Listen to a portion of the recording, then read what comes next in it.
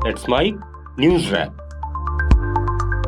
Let's mic news wrap में अब सुनते हैं दिन भर की अहम खबरें सिर्फ 10 मिनट में। सबसे पहले सुर्खियां। अमित शाह ने कहा, घुसपैठिए तय नहीं करेंगे कि कौन होगा प्रधानमंत्री या मुख्यमंत्री। जयपुर में प्रवासी राजस्थानी दिवस का आयोजन, देश विदेश के राजस्थानी कार्यक्रम में शामिल। और ताजा वनडे रैंकिंग में विराट कोहली दूसरे नंबर पर।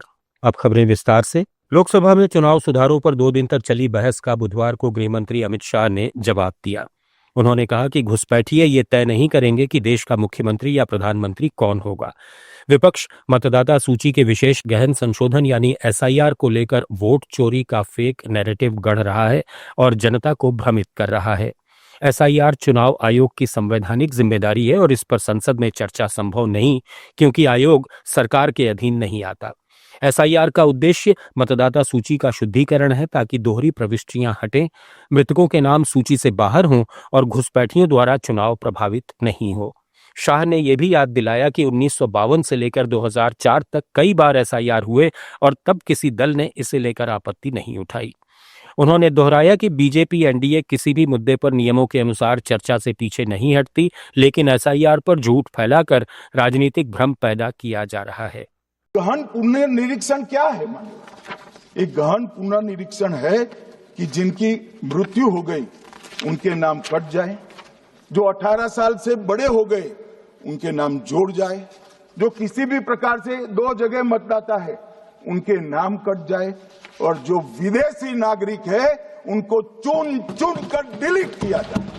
ये गहन पुनर्निरीक्षण। और मैं आज इस मंच से आपके माध्यम से इस सदन को और देश की जनता को कहना चाहता हूं, क्या कोई भी देश का लोकतंत्र सुरक्षित रह सकता है जब देश का प्रधानमंत्री और राज्य का मुख्यमंत्री कौन हो वो घुसपैठिए तय करेंगे? मान्यवर नहीं रह सकते।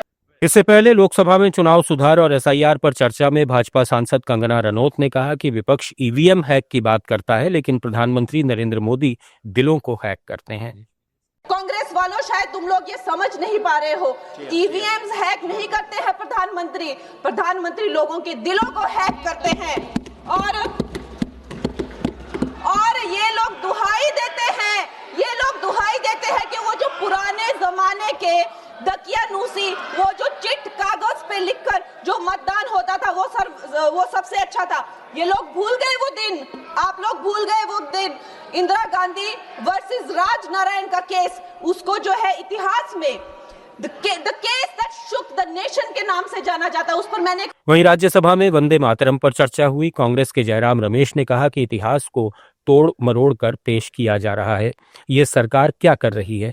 चले थे नेहरू का अपमान करने, लेकिन इन्होंने असल में गुरुदेव रविंद्रनाथ टैगोर और बंकिम चंद्र चटर्जी का अपमान किया है।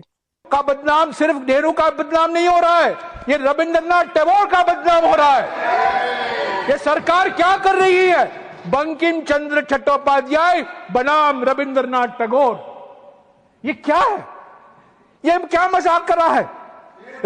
गुरुदेव रविंद्रनाथ टैगोर का अपमान, गुरुदेव रविंद्रनाथ टैगोर का बदनाम।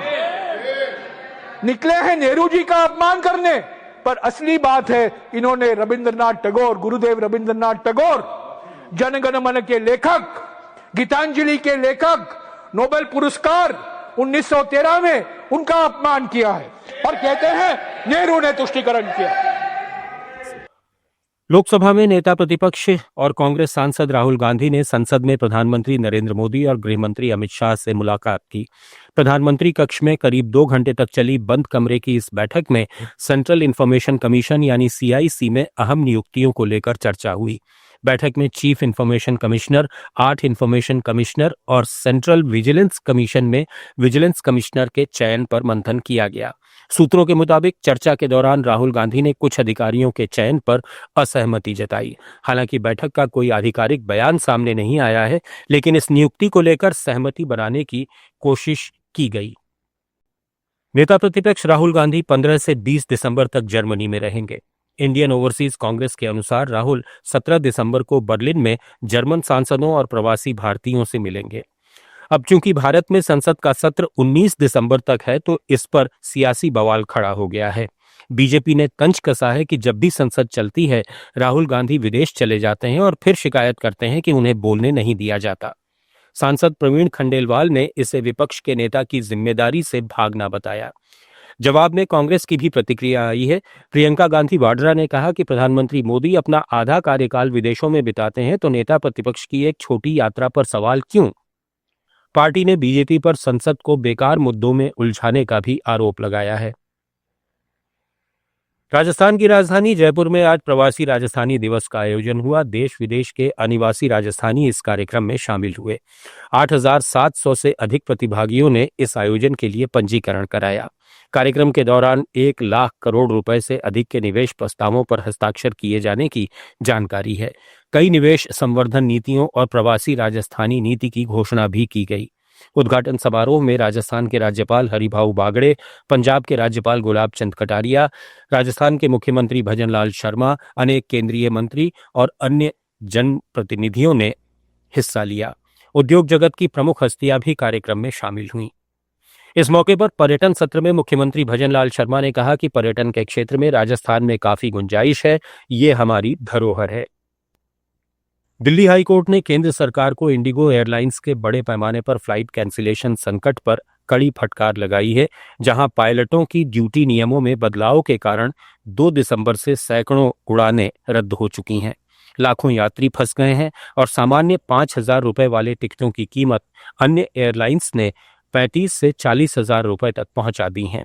चीफ जस्टिस देवेंद्र कुमार उपाध्याय और जस्टिस तुषार राव गेदला की बेंच ने अतिरिक्त सॉलिसिटर जनरल चेतन शर्मा से सवाल किया कि सरकार ने स्थिति बिगड़ने क्यों दी, फंसे यात्रियों खासकर बुजुर्गों और बीमारों की तत्काल मदद के लिए क्या कदम उठाए और अन्य एयरलाइंस को संकट का फायदा उठाने की इजाजत कैसे दी गई। शर्मा ने सफाई दी कि सरकार ने तेजी से कार्रवाई की है, लेकिन कोर्ट ने असंतोष जताते हुए नागरिक उड्डयन मंत्रालय को किराया सीमा तय करने, मनमानी रोकने और डीजीसीए की ओर से गठित समिति की रिपोर्ट पर तुरंत अमल का आदेश दिया। इस जनहित याचिका पर सुनवाई जारी है। तिरुपति बालाजी मंदिर में एक और बड़ा घोटाला सामने आया है। तिरुमाला तिरुपति देवस्थानम में 54 करोड़ रुपए का सिल्क शॉल घोटाला उजागर हुआ है।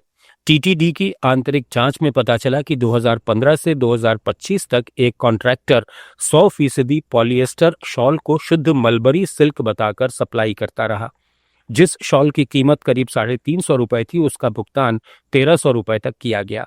लैब जांच में शॉल पॉलिएस्टर की पाई गई और उन पर जरूरी सिल्क होलोग्राम भी नहीं मिला।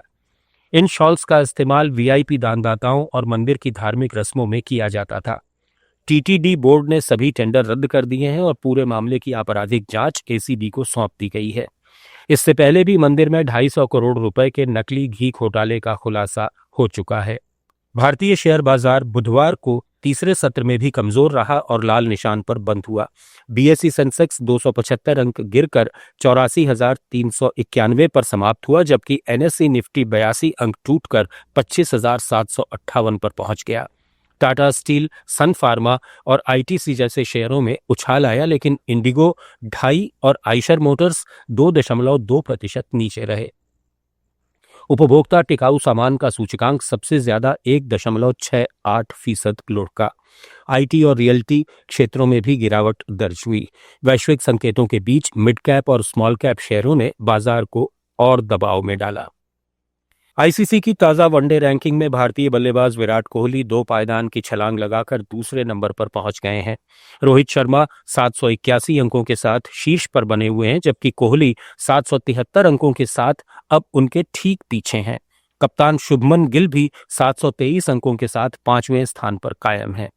हाल में दक्षिण अफ्रीका के खिलाफ 3 मैचों की सीरीज में कोहली बेहतरीन फॉर्म में दिखे, जहां उन्होंने 2 शतक और 1 अर्धशतक के साथ कुल 302 रन बनाए और प्लेयर ऑफ द सीरीज चुने गए।